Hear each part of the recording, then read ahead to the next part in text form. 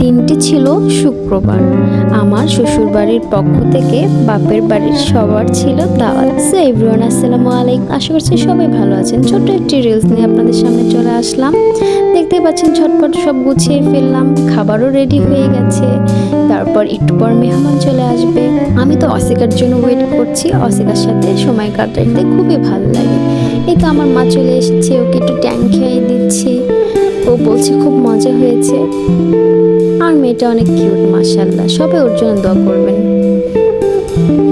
তারপর সবাইকে খেতে দিলাম, সবাই খাচ্ছে মজা করে। বিরা আগে খাবে, তারপর আমরা সবাই খাবো। এদিকে আমরা ওয়েট করছি। তারপর আমাদের খাওয়া শেষ। তারপর রুমে বসে কতক্ষণ আড্ডা দিলাম। তারপর দিনটি শেষ হয়ে গেল। দিনটা খুবই ভালো ছিল।